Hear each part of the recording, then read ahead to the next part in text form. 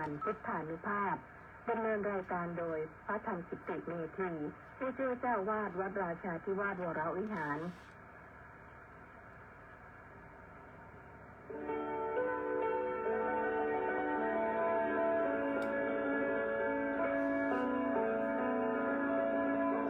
ได้เวลา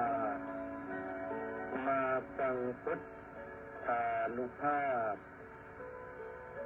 เพื่อรับทราบพุทธธรรมคำสั่งสอนเสริมมงคลให้ชีวิตก่อนหลับนอนรอพักผ่อนสุขสบายกายใจเทิน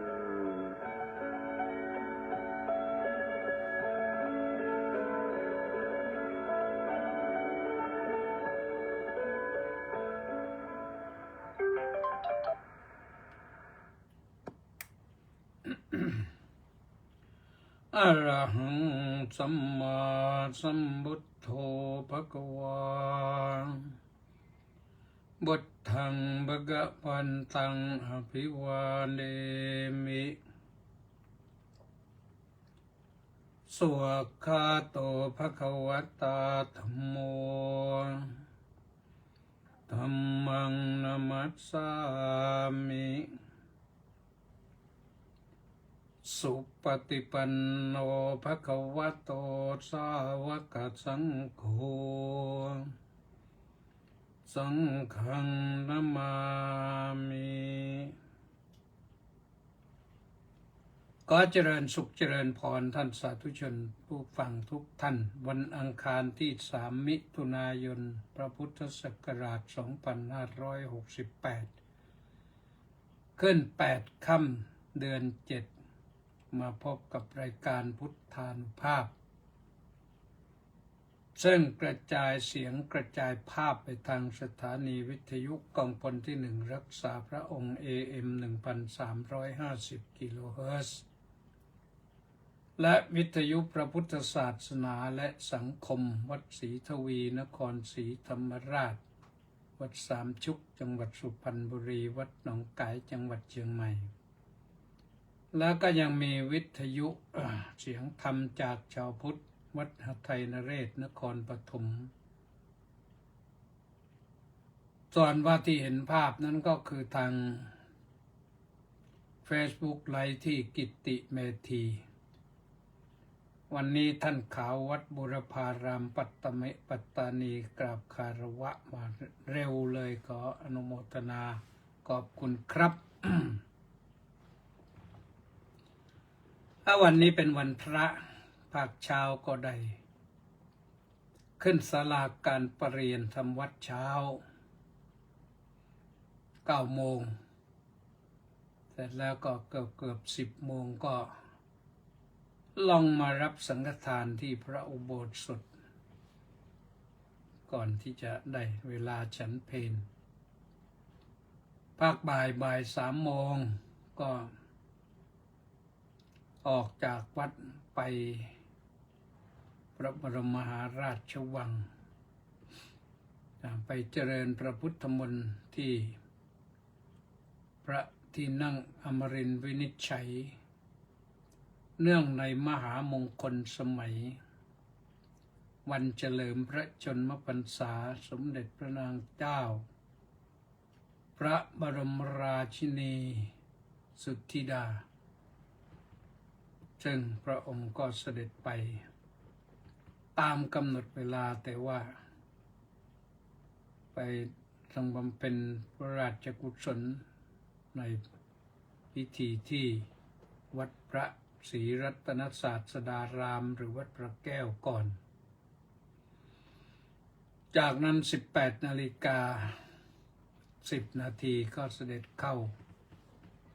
ไปยังพระที่นั่งอมรินทร์วินิจฉัย เจ้าหน้าที่พร้อมก็ส่องจุดธูปเทียนเสร็จเรียบร้อยแล้วก็เจ้าหน้าที่พร้อมก็อาราธนาศีลสมเด็จพระสังฆราชทรงประทานศีลจากนั้นพระ ญาติเจ้าหน้าที่ก็อาราธนาพระปริตรเจ้าพระคุณสมเด็จพระพุทธาจารย์ก็ชุมนุมเทวดาชุมนุมเทวดาก็สริชังสเสนังสะพันธุงนะก็ถึงสมันตาจักรวาเลสุจบก็สมเด็จพระสังฆราชทรงนำเจริญพระพุทธมนต์ สวดไป1 ชั่วโมงพอดีนะเป็นสวดธรรมจักรกับปวัตตนสูตรแล้วก็เป็น12 ตำนานรวมเวลากันแล้วก็1 ชั่วโมงประกอบพิธีอยู่ที่นั่นก็1 ชั่วโมงกับ20 นาทีหลังจากเจริญพระพุทธมนต์จบแล้วก็พระบาทสมเด็จพระเจ้าอยู่หัวทรงให้สมเด็จพระนางเจ้าพระบรมราชินีถวายผ้าไตรตั้งต้นแต่สมเด็จพระสังฆราชถึงสมเด็จพระราชาคณะแล้วก็เสด็จมาถวายพระสงฆ์จำนวน48 รูปเสร็จเรียบร้อยพระสงฆ์อนุโมทนายถาสัพพี เขาไม่ได้ถ่ายทอดสดตลอดหรือว่าถ่ายหรือเปล่าก็ไม่ทราบนะแต่ถ้าถ่ายทอดสดนั้นจะเห็นว่า โดยเฉพาะที่สมเด็จพระอริยวงศาคตยานสมเด็จพระสังฆราชทรงประทานศีลนี่ทรงเว้นวรรคให้ผู้รับโดยเฉพาะอย่างยิ่งพระเจ้าอยู่หัวและสมเด็จพระราชินีเว้นเวลาให้พอดีทั้งสรณคมทั้งศีลเว้นเวลาให้พอดีเราฟังบางครั้งพระให้ศีลในพระราชพิธีนี่เหมือนกับรีบร้อนจะไปไหนอะไรทำนองนั้น แต่ที่จริงถ้าเว้นวรรคให้พอดีนะพอทรงให้ว่าพุทธังสรณังคัจฉามิก็เป็นวรรคว่านึกในใจว่าพุทธังสรณังคัจฉามินะแล้วก็ขึ้นธัมมังสรณังคัจฉามิเป็นต้นนะอันนี้ทำให้น่าฟังนะน่าฟัง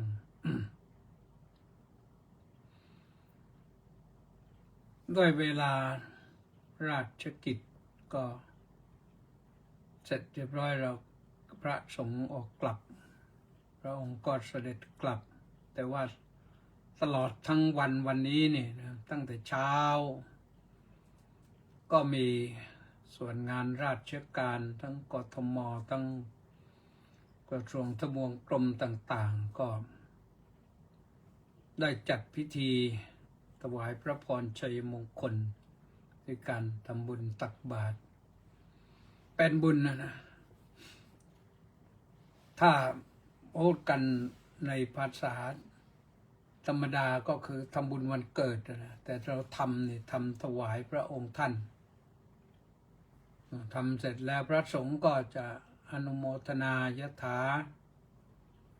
พอเวลาว่ายถาพระสงฆ์ยถาเราผู้เป็นเจ้าภาพก็จะได้ตั้งจิตอธิษฐานถวายพระพรชัยมงคลให้สมเด็จพระราชินีพระองค์นั้นทรงเจริญพระชนมายุยิ่งยืนนานทรงพระเกษมสำราญเป็นมิ่งฝันแห่งพวกศกนิกรปวงชนชาวไทยไปตราบนานเท่านานนะพอเสร็จตรงนั้นแล้วพระก็จะสวดสัพพีนี่ให้เราผู้เป็นเจ้าภาพทำบุญนะเราก็ประนมมือรับพรตรงนั้น อันนี้เป็นที่เข้าใจกันนะว่าตาม ธรรมเนียมประเพณีจารีตของชาวพุทธเราก็ทำกันมาอย่างนั้นพอยะถาเราก็กรวดน้ำแล้วก็อุทิศบุญกุศลจะให้คนเป็นหรือให้คนตายก็สุดแล้วแต่อิจิตังปฏิตังตุยหังคิปะเมวัสมิจตุนะสิ่งใดที่ท่านปรารถนาสิ่งใดที่ท่านต้องการคิปะเมวัสมิจตุจงสำเร็จแก่ท่านโดยพลันเลยทีเดียว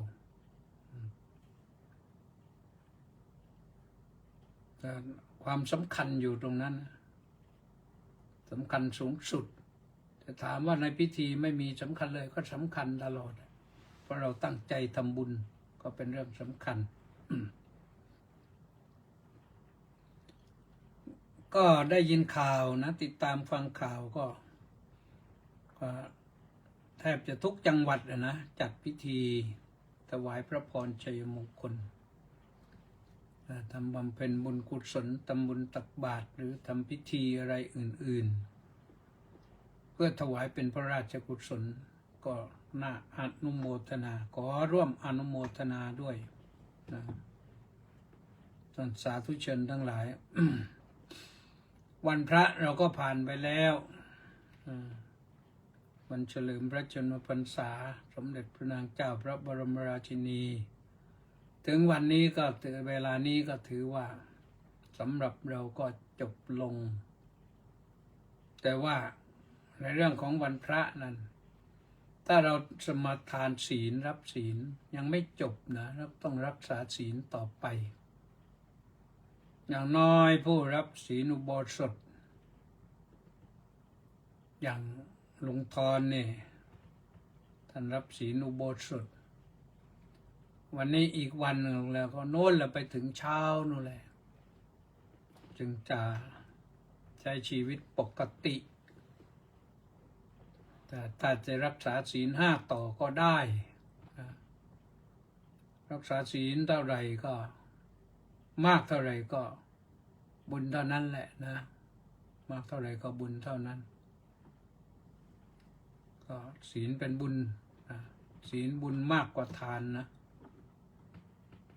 รักษาศีลนี้ได้บุญมากกว่าทานนี่มกหน้าโมเมบอกว่ากราบนมัสการสาธุเจ้าค่ะสาธุนะมีใครอื่นมากไหมอ่านหน่อยที่โอ้มาหลายคนแล้วเนี่ยพระครูสุนทร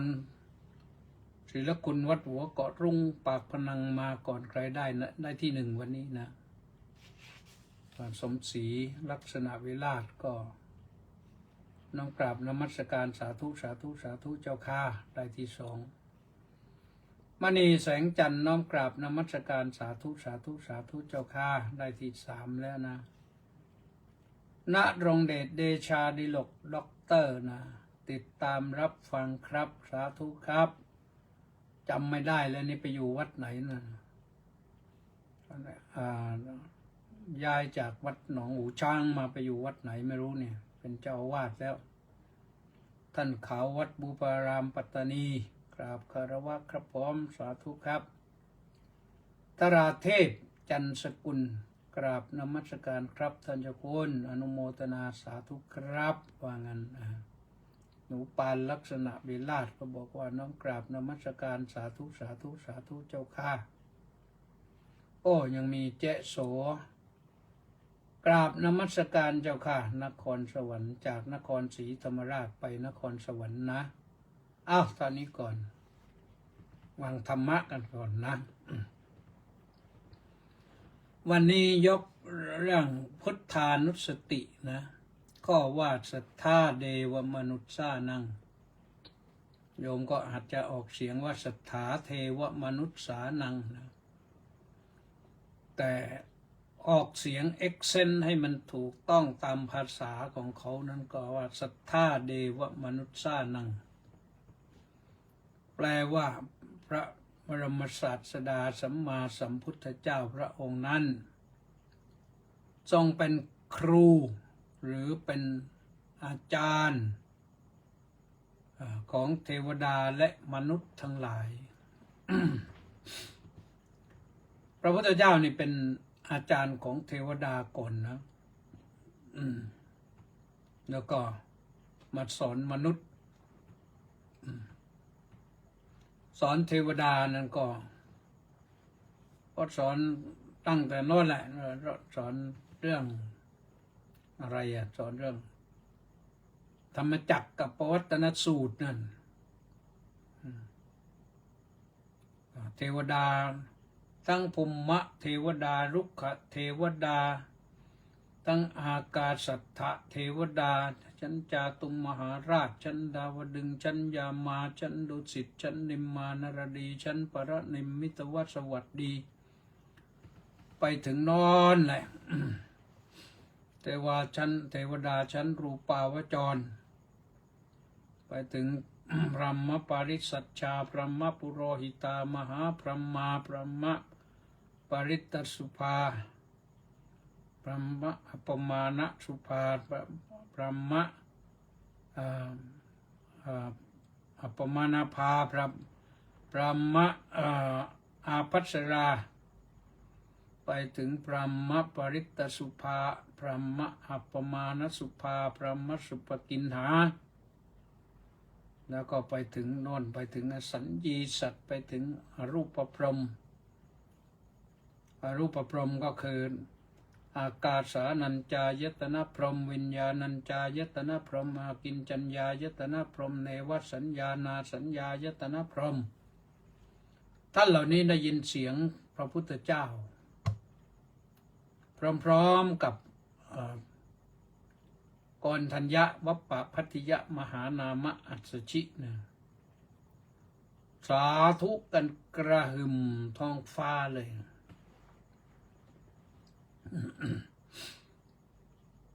เสียงกึกก้องไปพร้อมกันในวินาทีเดียวนี่มันกระทบกระเทือนขึ้นไปหมดนะไปถึงทุกชั้นนะทีนี้พอพูดชั้นนี่มันคล้ายๆกับว่าจะสูงมากขึ้นไปเรื่อยๆความจริงมันความต่างกันอยู่ที่มิตินี่ท่านสาธุชนทั้งหลายท่านเหล่านี้ก็อยู่ใกล้ๆเรานี่แหละแต่ว่ามิติมันต่างกันความละเอียดมันต่างกันอยู่ในแสงเดียวกันเนี่ยแต่ว่าเรามองท่านไม่เห็นท่านอาจจะเห็นเราบ้างนะเทวดาชั้นต่ำๆนี่ภูมิเทวดารุกขเทวดาอย่างนี้เขาเห็นเราอยู่ตลอดนะแต่ถามว่าเทวดานี่เป็นได้ด้วยอะไร เป็นได้ด้วยบุญเป็นได้ทำให้เป็นเทวดาได้ถ้าบุญมากก็เป็นเทวดาชั้นสูงขึ้นไปที่จริงแล้วคนให้ทานเป็นประจำให้ทานเป็นปกตินิสัยจิตใจ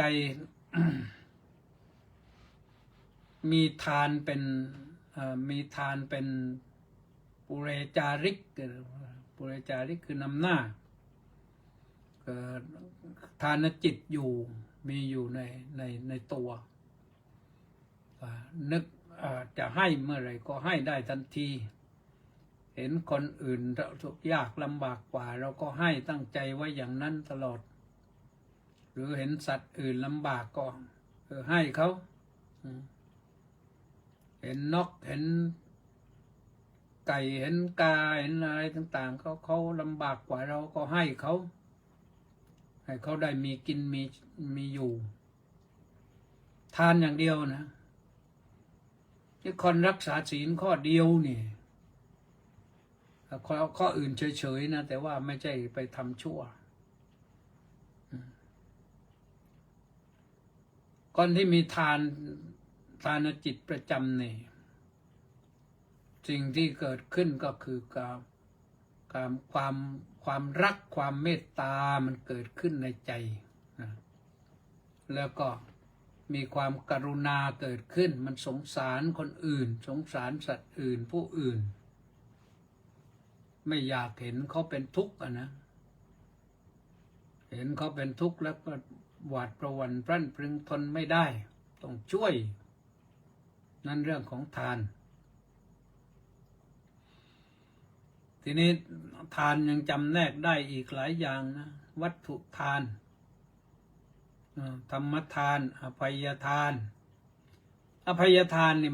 มาเกิดขึ้นทีหลังพูดกันขึ้นทีหลังนะคือให้อภัยที่จริงการรักษาศีลนี่คืออภัยทานอยู่แล้วอย่างรักษาศีล5ข้อที่1นี่ไม่ฆ่าสัตว์ไม่เบียดเบียนชีวิตสัตว์นี่แหละคืออภัยทานแต่เรามีความรักชีวิตเขาเหมือนรักชีวิตเราไม่ทำลายชีวิตเขาไม่อยากให้ใครมาทำลายชีวิตเขาเหมือนเราไม่อยากให้ใครมาทำลายชีวิตเราเนี่ยเป็นความรักความเมตตามันเกิดขึ้นนะความรักนี้เป็นความรักโดยเมตตารักเพื่อจะให้นะรักเพื่อจะให้เขาได้อยู่เป็นสุขไม่ใช่รักด้วยอำนาจกามตัณหาไม่ใช่รักด้วยอำนาจกามราคะถ้ารักด้วยอำนาจตัณหาราคะนั่นมันรักจะเอาเหมือนหนุ่มรักสาวสาวรักหนุ่มนั่นรักจะเอาอย่างเดียวแต่คนผู้มีจิตใจมีธรรมนั้นท่านรักคนอื่นจะเป็นหนุ่มสาวหรือเป็นเด็กหรือเป็นผู้สูงวัยคนขนาดไหนก็รักคนอื่นก็คือ รักเพื่อจะให้ส่วนมากนะมีเหมือนกันนะแต่ว่าคนสูงวัยแล้วก็ยังรักเพื่อจะเอาก็มีพวกประเภทความอยากความต้องการทางกามไม่จบไม่สิ้นก็มีเหมือนกันแต่ไม่มากนะเพราะฉะนั้นการรักษาศีลก็คือเป็นการให้อภัยทานไปในตัวศีลข้อ1นะรักษาศีลข้อ2นั่นเป็นรักษาเพื่อความซื่อสัตย์ความซื่อตรงในพฤติกรรมไม่ถือเอาสิ่งของที่เจ้าของเขายังไม่ได้ให้ไม่แอบทำลับล่อถ้าเขาเห็นเราก็ว่าไปอย่างหนึ่งถ้าไม่เห็นเราก็เอาเฉยไปเลยอย่างเนี้ยจะมากจะน้อยถ้าเจตนาเอาโดยที่ไม่ให้เจ้าของรู้นี่ก็ถือว่าลักนะศีล5ข้อ3ก็คือเรื่องของความเว้นจากความประพฤติผิดมิจฉาจารานะแปลว่าประพฤติผิดกาเมสุนั่นในกามทั้งหลายกามทั้งหลายไม่ใช่ว่าตัวกิเลสกามอย่างเดียวนะไม่ใช่ตัว กามอะไรเป็นกามมาเป็นกามโลกีอย่างเดียวแต่กามในที่นี้หมายถึงกามในเรื่องสิ่งที่เราเห็นแล้วก็อยากได้ก็เป็นกามสิ่งที่เราได้ยินแล้วก็ชอบขึ้นมาอยากได้ก็เป็นกามสิ่งที่เราได้กลิ่นแล้วก็หอมรู้สึกว่าติดอกติดใจอยากได้ก็เป็นกามสิ่งที่เราได้ลิ้มชิมรสแล้วอร่อยอยากได้ก็เป็นกามสิ่งที่เราได้สัมผัสทางกายแล้วรู้สึกอยากได้ก็เป็นกามที่จริงถ้าเห็นแล้วก็สักว่าเห็นก็ไม่เห็นเป็นไรนะได้ยินก็สักว่าได้ยินได้กลิ่นก็สักว่าได้กลิ่นได้ลิ้มชิมรสก็สักว่าได้ลิ้มชิมรสได้สัมผัสเย็นร้อนอ่อนแข็งก็ว่าสักว่าสัมผัสนะไม่ยึดไม่ติดไม่เกิดความอยากได้ขึ้นมามันก็ไม่เป็นปัญหาอะไรท่านทั้งหลายเพราะฉะนั้นก็รักษาศีลนี่ดีนะ ยิ่งไม่พูดเท็จพูดตรงไปตรงมาเนี่ยรักษาสัจจะนี่มีสัจจะมี แต่ว่าสัจจะก็พูดนะมันเป็นนะไม่จำเป็นไม่ต้องพูดก็ได้ถ้าพูดไปแล้วมันจริงแต่ว่าจริงแล้วมันเป็นภัยก็ไม่ต้องพูดก็ได้พระพุทธเจ้าแม้คำนั้นเป็นคำจริงแท้เป็นที่รักเป็นที่ชอบใจเป็นประโยชน์แก่คนทั้งหลายพระองค์ยังเลือกเวลาที่จะตรัสนะนี่คือพระสัมมาสัมพุทธเจ้าเพราะฉะนั้นพระองค์สอนเทวดาก็เยอะสอนมนุษย์ก็เยอะโดยเฉพาะศรัทธาเทวมนุษย์สร้างนะครับถึงเทวดาก่อนในที่นี้พูดถึงอัมบาลีอ้างถึงเทวดาก่อนมนุษย์ทีหลังถ้ามนุษย์เทวดาเนี่ยเขาได้ยินเร็วกว่าแล้วพระองค์ทรงใช้เวลาสนทนากับเทวดานี่เยอะมากเลยถ้าท่านทั้งหลายไปลองอ่านพระไตรปิฎกเล่ม15นะเล่มอื่นก็มีแต่ว่าเอาเล่ม15นะชื่อว่าสังยุตตนิกายสคาสวัควรรคที่ว่าโดยคำสอนที่เป็นคำคาถาหรือเป็นคำฉัน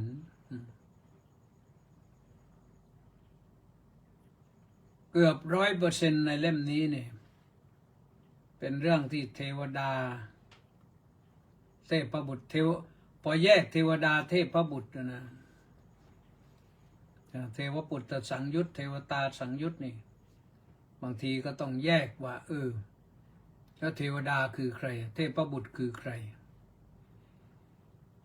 ถ้าเทพบุตรนี่เป็นเพศชายแท้ๆแน่ๆแต่เทวดานี่เป็นคำรวมนะรวมทั้งเทพบุตรทั้งเทพธิดานี่ในพระไตรปิฎกเล่มนี้เทพธิดาก็มาถามเยอะนะท่านเหล่านี้มาถามพระพุทธเจ้าเนี่ยสงสัยเรื่องบางทีเรื่องถ้าเราอ่านไม่ได้พิจารณาให้ดีแล้วจะเห็นว่ามันเรื่องเล็กๆน้อยๆ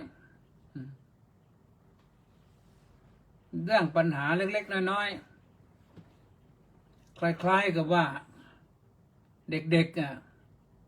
ๆไปเรียนหนังสืออยู่โรงเรียนวัดก็คุ้นเคยกับพระพอคุ้นเคยกับพระแล้วในเวลาพักก็ไปพบพระแล้วก็ถามปัญหาข้อหนึ่งถามปัญหาพระตอบเสร็จรีบกลับเลยลักษณะอย่างนั้นแต่เทวดาที่มาถามปัญหาเนี่ยท่านมาแล้วก็ได้ไขปริศนาธรรมของท่านแล้วก็ลากลับไม่อยู่นานในหนังสือมังคลัตถทีปณีนะอธิบายบอกไว้ว่ามีท่านตั้งคำถามขึ้นว่าที่เทวดาที่มาถามปัญหาเรื่องมงคลนะท่านถามว่าทำไมเทวดาเนี่ยมาแล้วรีบกลับคือท่านมาไม่ยืนไม่นั่งด้วยเทวดาเนี่ยมาเฝ้าพระพุทธเจ้าเนี่ยมายืนแล้วถามปัญหาพอพระพุทธเจ้าตอบเสร็จหายตัวไปเลยท่านจึงตั้งคำถามขึ้นมาว่าทำไมเทวดาถึงมาถามปัญหาพระพุทธเจ้านี่มายืนนะท่านแก้ว่าเพราะว่าเทวดาต้องการจะรีบกลับมีถามต่อไปอีกว่าทำไมเทวดาจึงรีบกลับมาถามปัญหาแล้ว ท่านก็ตอบให้ไว้ว่าที่เทวดาต้องรีบกลับ เพราะว่าท่านมีความรู้สึกว่าในมิติโลกมนุษย์นี่มันมีแต่กลิ่นเหม็นต่างกับมิติของเทวดา ซึ่งมีแต่กลิ่นหอมกลิ่นหอมมาจากไหนก็มาจากบุญญาธิการที่ท่านสร้างสมไว้ให้ได้ไปเป็นเทวดานะไม่ต้องไป หาซื้อน้ำหอมแถวเผารัฐนะเยอะนะน้ำหอมตลาดอินเดียนะน้ำหอมอินเดียเยอะมากเลยเคยเดินเข้าไปครั้งหนึ่งหรือว่าคนไทยเราใช้น้ำหอมนั้นไม่ได้นู่นไปซื้อฝรั่งเศสนู่นน้ำหอมก็มีนะถ้าไปทางโน้นแล้วต้องซื้อน้ำหอมถ้าไปอเมริกาก็ต้องช็อปอะไรต่อมีอะไรก็ครีมบ้างลิปสติกบ้างเอสเต้บ้างอะไรบ้างเนี่ยก็ไปช็อปกันนะกระเป๋าบ้างกระเป๋าแบรนด์เนมแบรนด์เนมก็ไปหากันอย่างนั้นแต่ในเทวดาไม่ต้องความหอมมันมีอบอวลอยู่ตลอดอยู่แล้วทีนี้จะหอมมากหอมน้อยก็อยู่ที่บุญญาธิการของเทวดาแต่ละตนนะท่านมีวิมานอยู่ท่านมีเครื่องหอมพร้อมท่านมีทิพยอาภรณ์มีทิพยอาจมีทิพยวิมานสบายมากนะก็แม้แต่ต้นไม้ก็เป็นวิมานของเทวดาฉันพวกกลุ่มลุกขเทวดานะแต่ว่าท่านก็อยู่แบบสบายนะเทวดานี่สบายกว่ามนุษย์แต่ว่ามนุษย์นี่ดีอย่างว่าเทวดาไม่สามารถเป็นพระพุทธเจ้าได้นะถ้าเป็นเทวดาบรรลุธรรมขึ้นไปได้เรื่อยๆได้ไปถึงชั้นอนาคามีนั่นเทวดาชั้นโสดาบันชั้นสกทาคามีนี่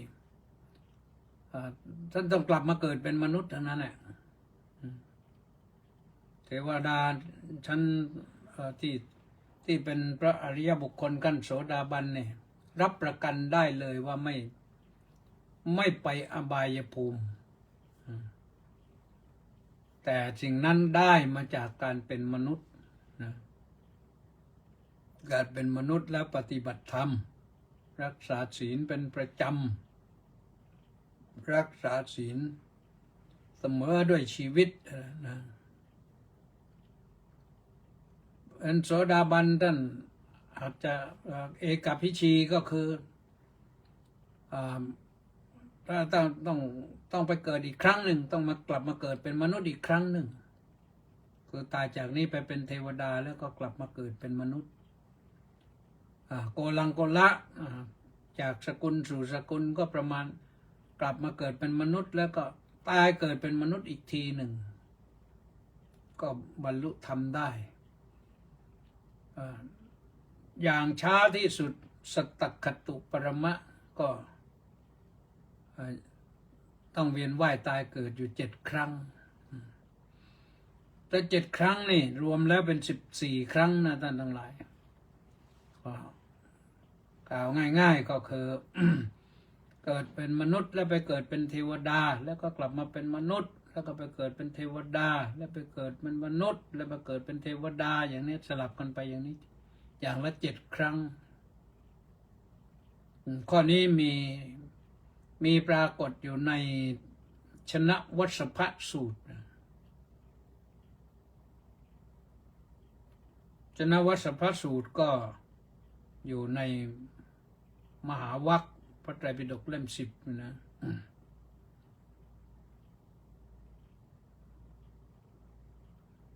พระไตรปิฎกเล่ม10ฮะ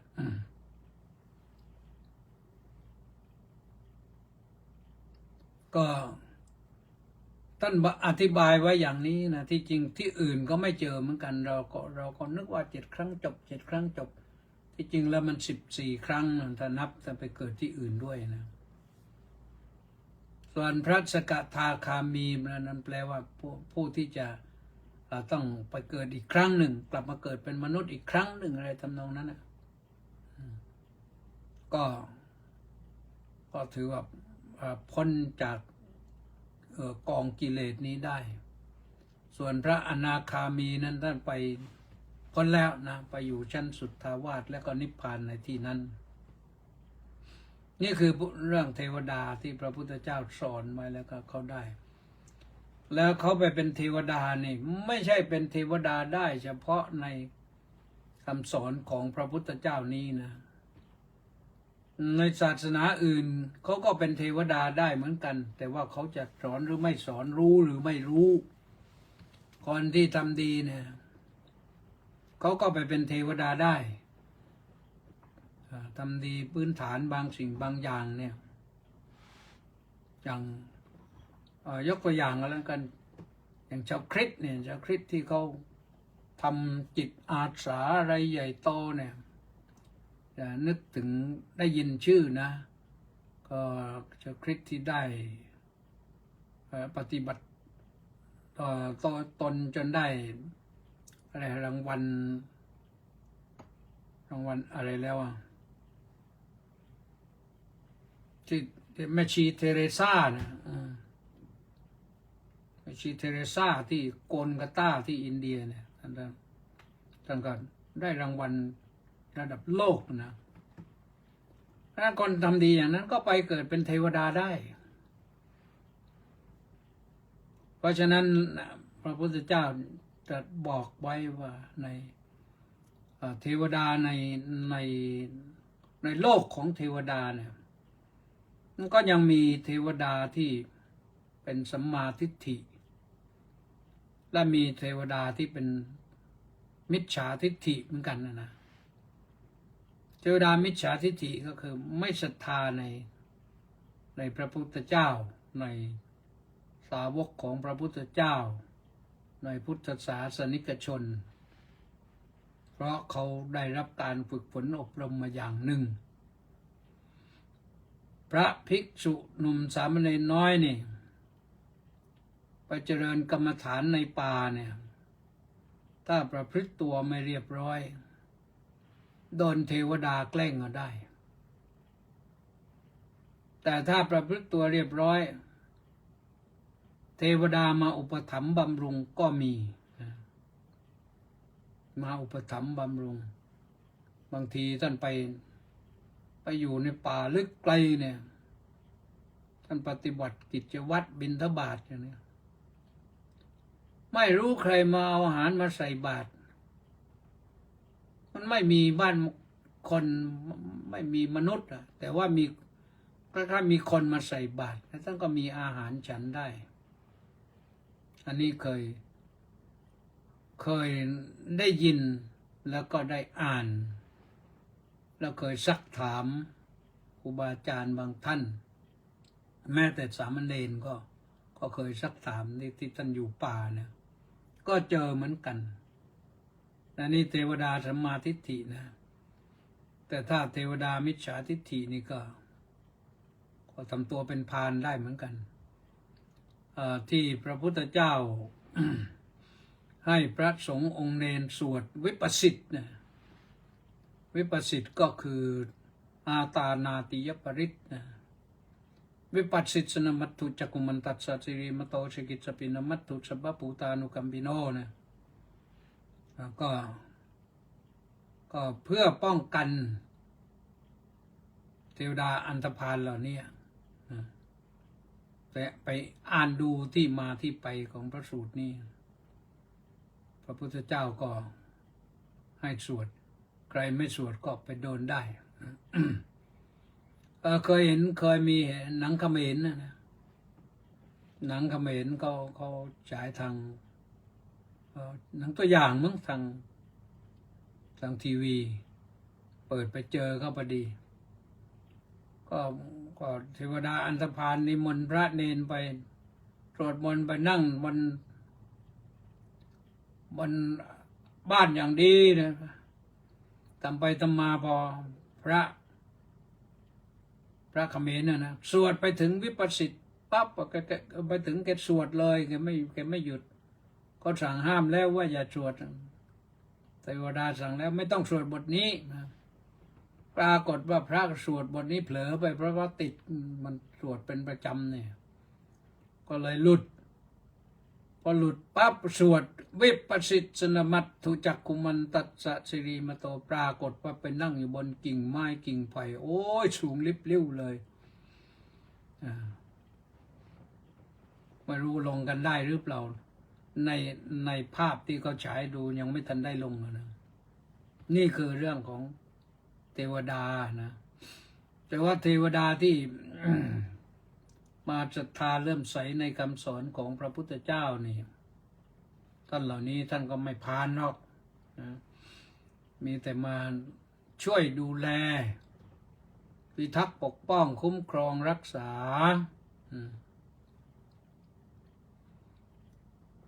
ญาติโยมที่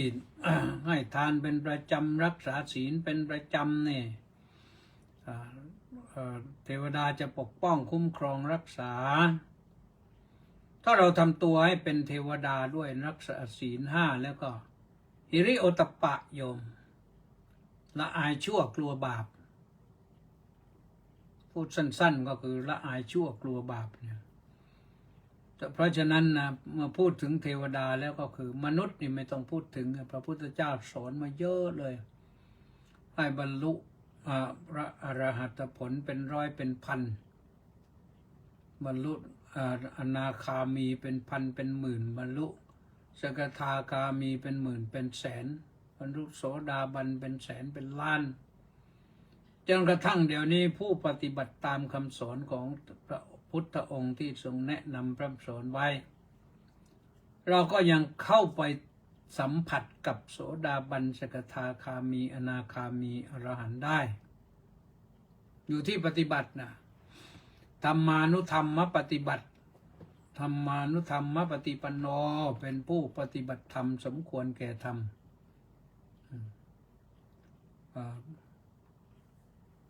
ต้องธรรมปฏิบัตินะถ้าเพียงแค่ว่าโอ้ยไม่จริงหรอกเป็นอย่างนั้นอย่างนี้อันนั้นก็แล้วแต่นะแล้วแต่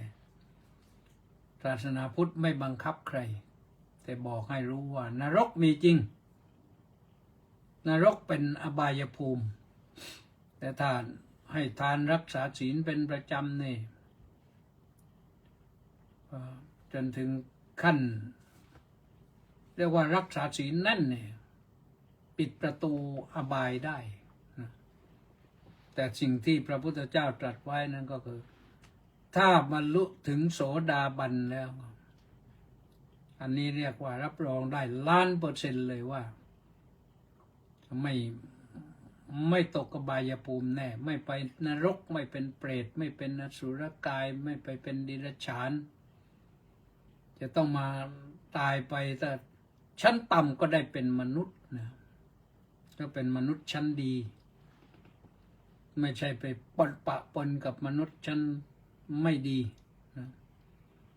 มนุษย์ชั้นที่ยังไม่ดีก็คือยังไม่ทำตัวไม่เป็นมนุษย์เกิดมาเป็นมนุษย์แล้วไม่ทำตัวให้เป็นมนุษย์ทำตัวให้เป็นอื่นจะเป็นอะไรบ้างก็ยอมดูและพฤติกรรมของเขาเหล่านั้นนะเขาไม่สามารถที่จะอยู่อย่างนี้ได้นะท่านสาธุชนทั้งหลายก็ พระพุทธเจ้าเป็นครูของเทวดาและมนุษย์คือใครที่สอนได้นะตามอนุตตรปุริสดัมมสารถินะคนที่สอนได้เทวดาที่สอนไม่ได้ก็เยอะนะมากกว่ามนุษย์ที่สอนไม่ได้ก็มีเพราะกิเลสยังหนาปัญญายังหยาบก็รับไม่ได้ก็เข้าไม่ถึงก็มองไม่เห็นปัญญาเขาไม่พอ ปัญญาเขามีไม่ใช่ไม่มีแต่มันมีในทางอื่น ไม่ใช่มีในทางที่จะเข้ามาหาธรรมนะขอฝากไปนะเทวดามีมนุษย์ก็มีเมื่อมีมนุษย์ก็ต้องมีเทวดาพระบรมศาสดาเป็นเทวสัตเป็นครูของเทวดาและมนุษย์ทั้งหลายเทวดามีมากมายนะแต่มนุษย์ก็เดี๋ยวนี้ก็มนุษย์ก็ในทุกมุมโลกก็มีผู้นับถือพระพุทธศาสนาแล้วนะต่อไปก็คงจะนับถือมากยิ่งขึ้นนะเอาละก็ฝากไว้เท่านี้เพื่อความเข้าใจนะวันนี้ต้องขออนุโมทนากับเฉลิมจิตรามาศและ FC 728 คนนะออนไลน์เข้ามาก่อนใครเลยนะเข้ามาก่อนใครเลยมารออยู่แล้วตอนนี้ก็คงฟังกันไปทั่วแล้วนะ แล้วก็ต่อไปก็เรื่องสถาเทวมนุษย์สานังก็จบไว้เท่านี้นะโยมสงสัยอะไรก็ถามได้นะคืนพรุ่งนี้ก็ว่าได้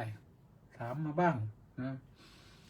แชร์ไปบ้างแบ่งให้คนอื่นได้รับฟังบ้างนะวันนี้รู้สึกว่ามีผู้แชร์น้อยจังเลยนะแชร์มากหน่อยนะแชร์มากหน่อยรู้สึกว่าดูอยู่สัก6 คนเท่านั้นเองไม่เหมือนคืนก่อนเป็นยังไงไม่รู้คงไปร่วมฉลองอะไรกันนะเอาเจโสว่าไปแล้วนะต่อไปธนวัฒน์ศรีสิริวัฒน์เมื่อคืนมาไม่ทันอาจารย์เนี่ยมาปิดรายการแล้วก็สาธุนะสาธุน้อมกราบนมัสการครับสาธุแม่ชีสมใจสาธุเจ้าค่ะสาธุแล้วก็มัคโคนาโมเมกราบนมัสการสาธุเจ้าค่ะสาธุแล้วก็ประพัฒสอนสมพัฒน์กราบนมัสการท่านพระอาจารย์เจ้าค่ะด็อกเตอร์ป้ายแดงสาธุตัวขมวองน้อมกราบนมัสการถวายความเคารพเป็นอย่างสูงพระเดชพระคุณครับพร้อมสาธุสุขุมนี่มาไกลนะวัดป่านาชาติเวอร์จิเนียนอเมริกานะอยู่กันหลายองค์ที่นั่นท่านพระครูธรรมธรสาธิตท่านพระครูรังสรรค์พระครูอะไรอีกไม่รู้นะเบนคิมวันนี้บอกว่ากราบนมัสการพระเดชพระคุณท่านเจ้าคุณอาจารย์ด้วยความเคารพอย่างสูงครับฟังอยู่ที่ไหนฟังอยู่ที่บ้านเหรอหมดแค่นี้นะยังเจ๊พรแหลมทองเหงาสาธุค่ะสาธุเช่นกันตองใสราชโคตรบอกว่าน้อมกราบนมัสการหลวงพ่อเจ้าคุณก็รับสาธุสาธุแล้วก็กิมอินบุญแท่นกราบนมัสการเจ้าค่ะสาธุเจ้าค่ะเมื่อคืนรู้สึกมาไม่ทันเหมือนกันนะคงจะลูกค้าเยอะนะขายผ้าแล้วก็สริตพงษ์เทสะบำรุงสาธุครับพระอาจารย์นี่ก็ด็อกเตอร์ป้ายแดงล่าสุดที่ทราบนะคนอื่นก็อาจจะล่ากว่านี้สาธุนะต้าสิทธิมงคลก็ว่านมัสการสาธุครับสาธุนี่ FC เก่าแก่ดั้งเดิมโน่นอยู่แถวลาดพร้าวนู่นเฉลิมชัย AS บอกว่ากราบถวายความเคารพอย่างสูงครับนี่ก็เจ้าอาวาสวัดโพธิการามชุมพรเจ้าอาวาสป้ายแดงเหมือนกันนะสาธุคุณสุนทรเจนคุณสุนทรวันนี้มาอาราธนาศีลเสียงดังฟังชัดนะวันพระนะวรวุฒิ แก้วแก้มพุทธบอกว่าน้อมกราบนมัสการขอรับท่านพระอาจารย์สาธุวรวุฒิมาคนสุดท้ายเลยนะนี่ก็ว่ากันไปยังเหลือเวลาอยู่พอสมควรนะวันนี้ก็ เรื่องของการฟังด้วยดีก็ย่อมได้ปัญญาแต่ฟังแล้วแชร์ด้วยกดติดตามด้วยก็จะดีไม่รู้ติดตามได้หรือเปล่ากดไลค์ก็เป็นการให้กำลังใจแชร์เนี่ยเป็นการแบ่งปันแชร์เราลงแชร์กันทำนาก็แชร์กันได้นะแต่เราเรียกลงแขกแชร์คือแบ่งปันทำนาลงแชร์กันก็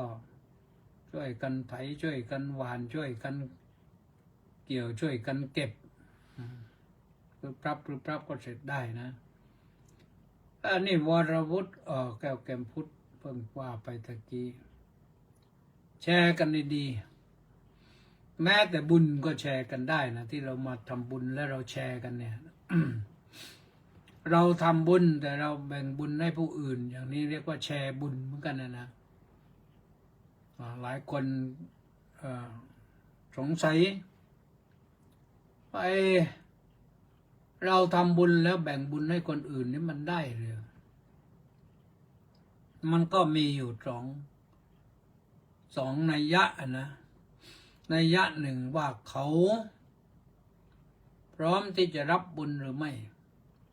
ซึ่งจริงๆแล้วผู้ที่จะไม่สามารถรับบุญได้เลยนั้นมีอยู่ชุดเดียวนะชุดอยู่ในนรกอยู่นรกนี่รับไม่ได้แต่เป็นเปรตเป็นอสุรกายเป็นนิรัจฉานเป็นมนุษย์เป็นเทวดารับได้เป็นมนุษย์นี่มีความสุขนะก็ทำบุญให้นี่บางทีเราเจ็บป่วยเนี่ยก็ชื่นขึ้นมาเพราะคนอื่นจะทำบุญให้นี่เราไม่รู้นะเหมือนที่โยมพัชรีก็เล่าให้ฟังนะก็บอกว่านอนสลบเมือดอยู่นี่แต่สามีนึกว่าไม่รอดแล้วสงสัยไม่รู้ว่าจะรอดหรือเปล่าก็เลยไปทำบุญถวายสังฆทานกรวดน้ำอุทิศให้บอกเฟิร์นขึ้นมาบอกว่าโอ้ยวันนั้นมันไม่รู้เกิดอะไรขึ้นมันมีความสุขมากเลยแล้วก็เลยเฟิร์นขึ้นมาแต่มารู้ทีหลังว่าอ้าวสามีทำบุญอุทิศให้นึกว่าตายแล้วนั่นก็ได้บุญนะถือว่าให้ได้รับได้มนุษย์ยังเป็นอยู่ยังอยู่ในโลกมนุษย์ด้วยกันนี่ก็รับได้ผู้ที่ตายไปแล้วรับได้ไหมก็อย่างว่าถ้าอยู่ในมิติที่รับได้ก็คือรับได้ถ้าเขาอยู่ในมิติที่รับได้จะเป็นเทวดานะเป็นเปรตเป็นอสุรกายเป็นนิรัจฉานนี่เขาก็รับได้ในมิติที่รับได้เปรตนั้นมีอยู่หลายจำพวกแต่พวกที่รับได้ก็คือปรทัตตูปชีวีเปรตแน่นอนชุดนี้แน่นอนนะต้องรับได้นะคนเทวดาท่านรับรู้รับทราบแล้วก็อนุโมทนาสาธุก็เท่านั้นนะมีวรวุฒิแก้วแก้มพุทธบอกว่าหลังจากทำบุญเสร็จผมจะพยายามสวดมนต์บทสัพพะปฏิทานคาถาตลอดครับนี่สาธุอย่างนี้ผมแบ่งบุญนะนี่แบ่งบุญก็แบ่งบุญให้ผู้อื่นด้วยดีแล้วถูกต้องแล้วนะเอาละวันนี้ก็หมดเวลานะขอความสุขสวัสดีจงมีแด่ทุกท่านพบกันใหม่วันพรุ่งนี้สวัสดี